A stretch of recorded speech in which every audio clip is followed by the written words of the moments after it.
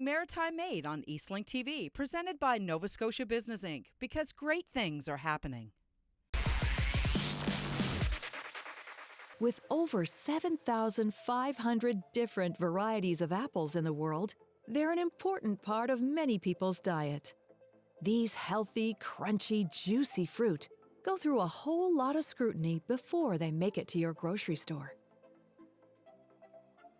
The Scotian Gold Apple Packaging Facility in Coldbrook, Nova Scotia is a state-of-the-art sorting, storing, grading, and packing facility.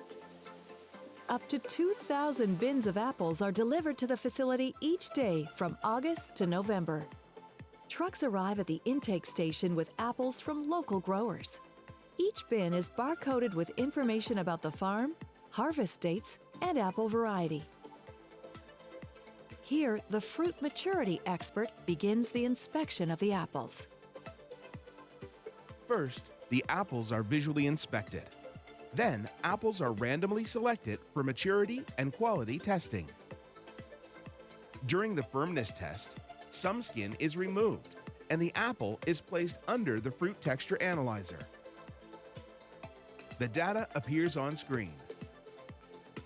The sugar content test is also done, as it's another indicator of maturity. An iodine test is performed to determine the levels of starch in the sample apples. The starch interacts with the iodine, and starch levels are recorded. Maturity testing helps determine which storage method is best for each truckload of apples. These apples are being unloaded and taken into controlled atmosphere storage. Scotian Gold has 50 atmosphere-controlled rooms, where temperature and atmospheric levels of oxygen, carbon dioxide, and nitrogen gas are carefully controlled. By removing almost all the oxygen and carbon dioxide and lowering the temperature, the apples are placed in a dormant state where they remain fresh until needed.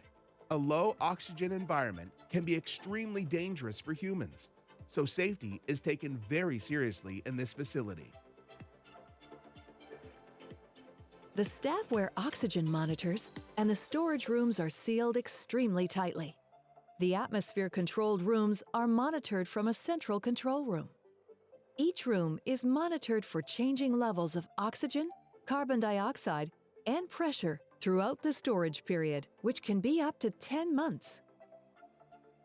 After storage, apples move to the pre-sorting department. Large bins of apples are loaded onto the system for the first rinse. The apples float in the water and are separated from any debris. They then travel around by conveyor and are placed into single rows. Cameras take up to 50 pictures of each apple to digitally check for defects, insect damage, weight, size, color, and shape. Based upon the results, each apple is lowered down into a canal with other apples of similar specifications. Water current helps the apples move gently along. The apples accumulate in each canal until it's full. Then a gate opens and the apples move down into the flume. Bins are mechanically submerged. Then a suction action is used to bring the clean, sorted apples into the bin.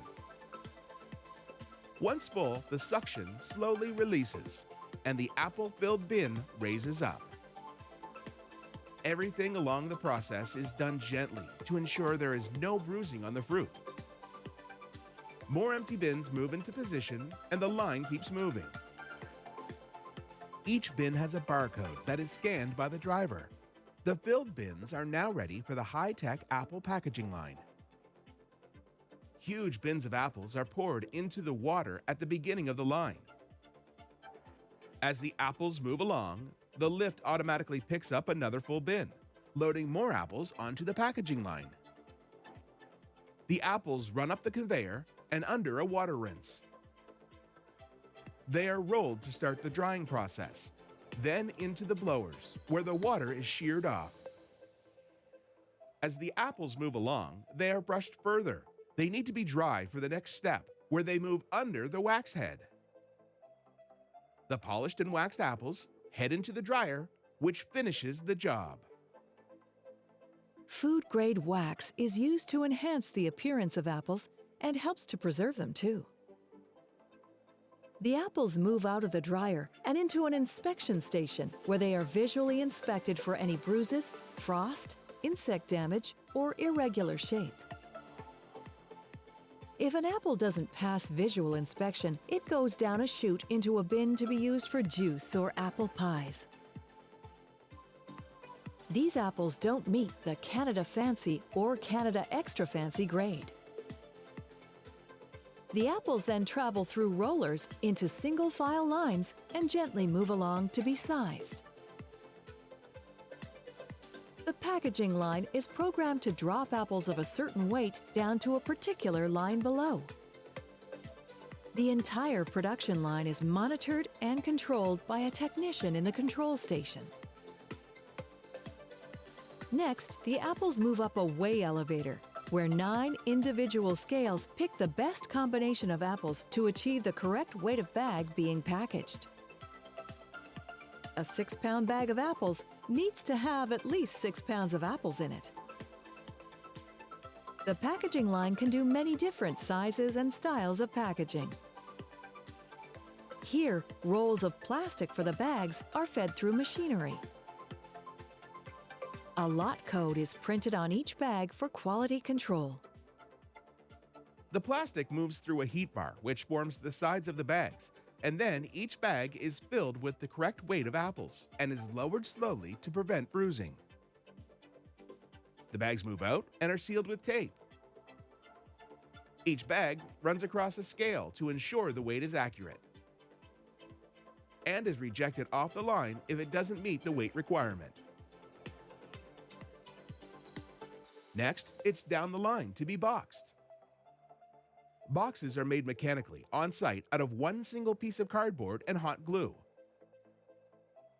Once loaded up, the boxes move on to the palletizer, where boxes are layered, then lifted onto the pallet, and mechanically strapped and corner boarded.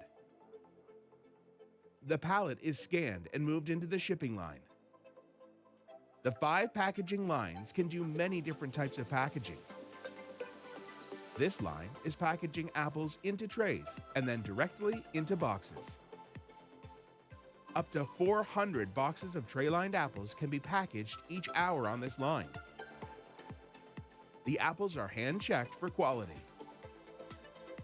These are sweet Tango apples, which are a premium variety known for holding the Guinness World Record for the loudest crunch. Each year, over 3.5 million sweet Tango apples are hand-picked and packaged right here at Scotian Gold.